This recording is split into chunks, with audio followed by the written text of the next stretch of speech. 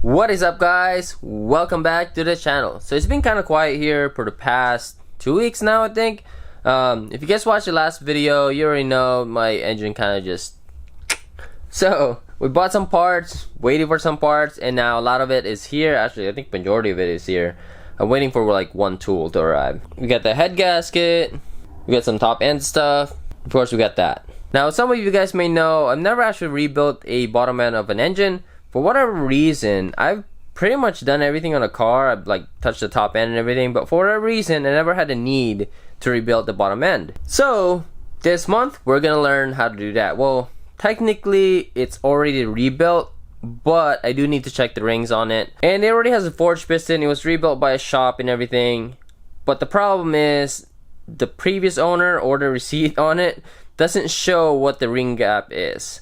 From what the previous owners recall, it was somewhere around 0.2 to 0.22. To me, that's not gonna be good enough. I'm gonna need to know what the actual ring gap is. So, even though it's rebuilt, I'm gonna have to end up actually opening it up and kind of checking the ring gaps on it. If not, or if it's not the right ring gap, then we're gonna have to change that a little bit. It shouldn't be that bad considering that it's just disconnecting the rods, right? And then pulling it up and then putting it back in. But I did have to buy a special tool for that. Well, not for pushing up the rods, but for putting in the pistons and the piston ring into the cylinder.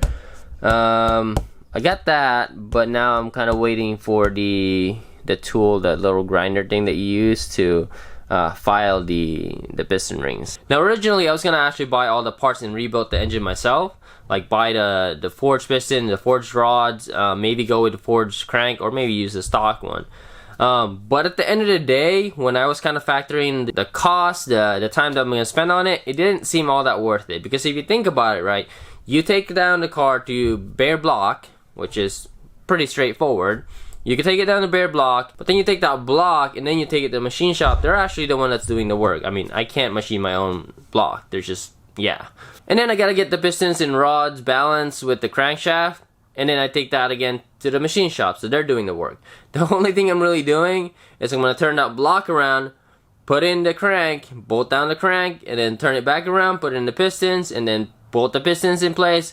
And that's pretty much it. As I was thinking that through, majority of the work is by a machine shop. Like, I cannot machine my own stuff. I can't balance that stuff. And then of course there's the option 2, which is just buy a complete long block or a short block from like Summit Racing or something, or Texas Speed maybe. But if I'm gonna do that, then I might as well have it spec'd out for my car, which means a custom build, which means it was gonna take, I think Texas Speed said it was gonna take him a little bit over a month to get it to my door. 90 days, I think. I don't remember the exact length of time that they said, but essentially custom built will take a little bit more time. So I looked around locally, found one that hasn't been used. I mean, it's been rebuilt, it's ready to go. Just need to open it up again because I do need to verify my ring gaps. Alright guys, so here's the rebuilt block. It is forged piston and forged rods, like I said. The crank is stock, but everything has been balanced. If I were to run this on an NA application, I actually would have zero problem just bolting it up and go. But because we're going to be running boost, and I do want to run this now higher because, you know, because we got forged pistons now and forged rods, I do want to run higher boost on it. I will make sure that we have the right ring gaps on it. Now, price-wise, I think it was okay. I mean, I think I could have gotten to where this was at now by buying everything and then, you know, kind of sourcing my own machine shop and everything. So really for me, it's more of a time saving thing than anything else. It wasn't like I didn't get a really good deal on this thing. I did get a free engine stand.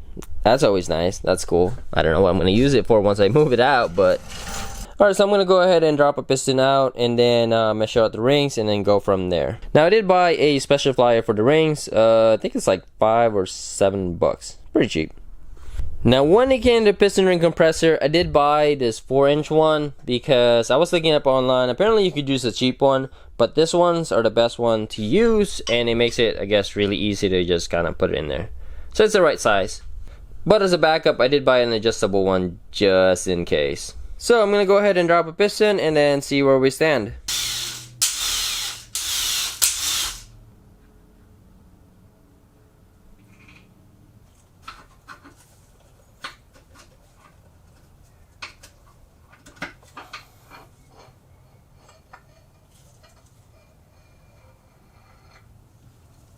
Alright, first one I'm going to check is the top ring gaps. Trying to be extra careful here. Should just be able to move this just enough.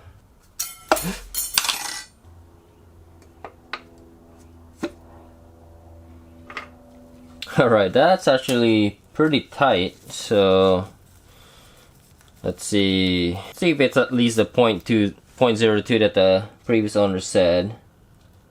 Okay, not 0.02, 0.019. Nope. 0.018. Nope. 0.017. Nope. 0.016. Okay, 0.016. That is tight. Alright, it's a good thing I opened it then. Gonna have to do the rest.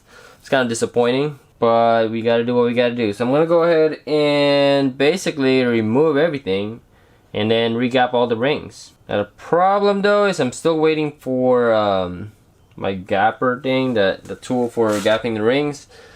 I bought that. It's coming in today supposedly. Thanks Amazon. Kinda waiting. So hopefully it gets here soon. Alright, so I am setting the engine aside for now. Amazon is not delivering my piston ring tool, the little grinder thing. I guess they're supposed to deliver it tonight, sometime between 5:30 to like 8 something p.m. I gotta wait for that. So maybe tomorrow I'll go back to the engine and then gap all the rings. But for the meantime, I'm gonna go ahead and start taking this off. There's a lot of stuff that needs to come off, and here's what I don't remember. I don't remember if I had to pull the engine to disconnect it, or did I get away with just leaving the transmission in there and then removing the engine? I don't remember. So what I want to try is to remove everything without the transmission, because, well, with the transmission I have to remove the drive shaft, the axles, and actually those are the only thing. But yeah, it's just a little bit more work. So I'm gonna try it without the transmission and see if I can get that off. Now normally I would put back this push rod in the same spot, but I will be, oh actually, you know what, look at that, Trick Flow 7.4. These are hardened push rods. Cool, that's a nice find. I guess I didn't need to buy the push rods that I got. Alright guys, so moment of truth here. Gonna go ahead and take off the head. Let's see if we find something significant. My prediction or my guess would just be nothing. I'm not really sure what to expect. So let's go ahead and remove it. Alright. Okay, so from the looks of it, doesn't look too bad. I mean, there's definitely some carbon buildup in there. But other than that, it looks fine. So don't really see anything out of the ordinary. Hopefully our head is just fine as well. And yeah, nothing really. I mean, I have some rusting in there. Ooh, I better collect the washers before I lose them. 1, 2, and 3. Gonna go ahead and take off this head gasket. Won't be reusing the head gasket, so gonna go ahead and take this off. I'll put you guys back down here in the stand.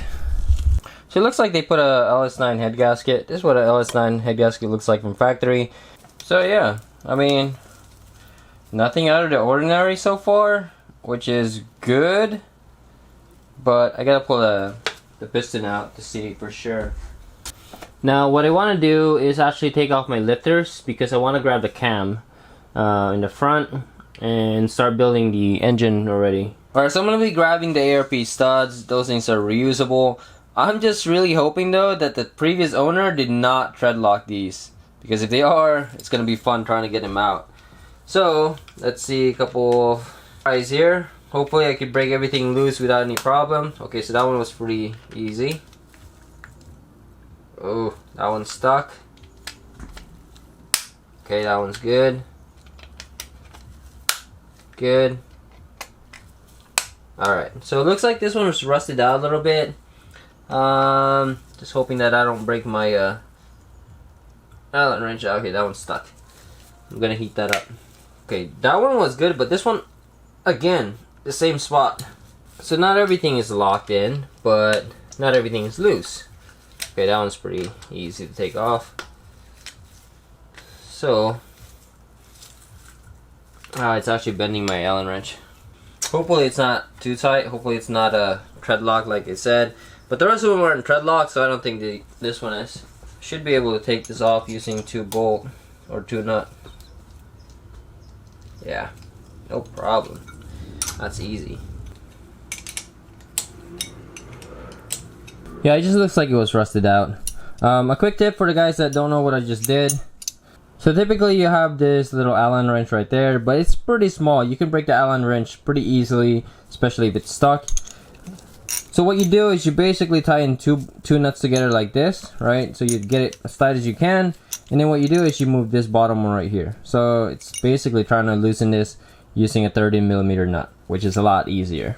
Now sometimes, no matter what you do, this thing will spin together because this thing is locked. In that case, I would just heat up the bolt and see if that would budge it.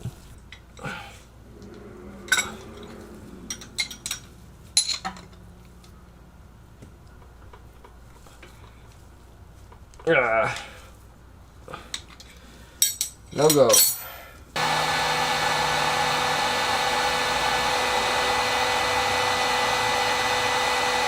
So I have the engine basically taken apart here. So I have the pistons and the rods and actually all the piston rings out as well. And at this point, I'm going to go ahead and start gapping all the piston rings. The top is going to be, what did I put? 0.024, and the bottom is going to be 0.025. Now the oil ring should be 0.15, but I haven't verified that. So I'm going to go ahead and verify that, and it should be 0.15. I don't know how the previous builder could have messed that up, but maybe, you know, you never know. Now once I gap all the rings, I'll torque it down. It's supposed to be like 63 foot-pounds, but I want to make sure that it's the right stretch, so I'm going to go ahead and order a rod bolt or a bolt stretch gauge, I guess that's what they're called. I don't have one of those yet.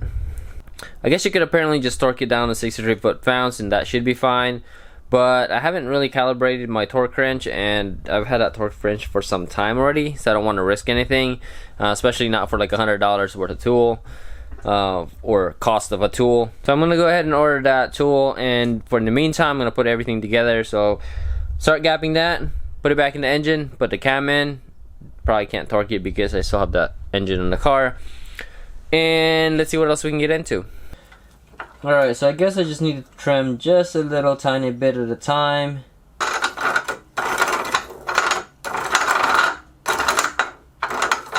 Took off a little bit. I'm going to go ahead and measure it. Remember, this is a top ring, so 0.024. This is actually more time consuming than anticipated here. Round number 2.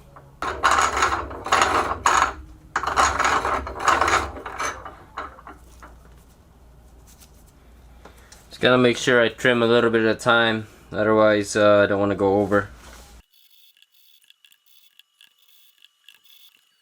Alright, so it took about 5 or 6 times, well, going back and forth to grinding it. I was being extra careful not to go over. So this is a 0.024. As you can see, fits right on. And then this is 0.025.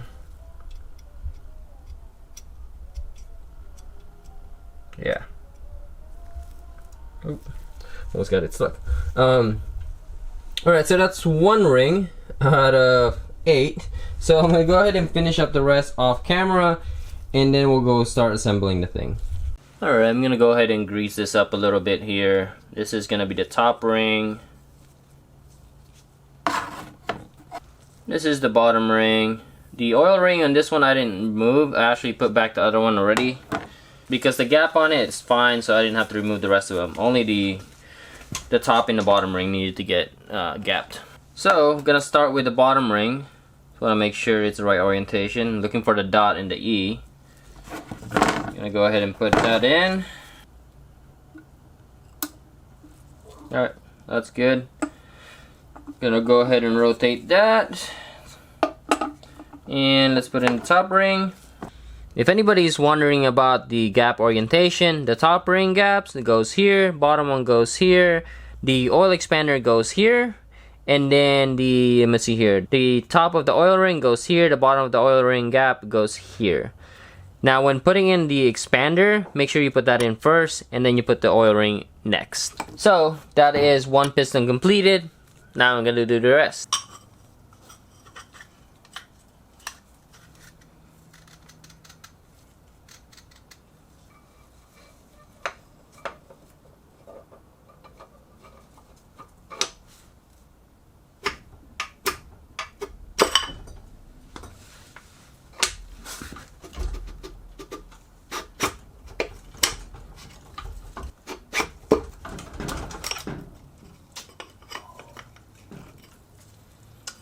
Ugh.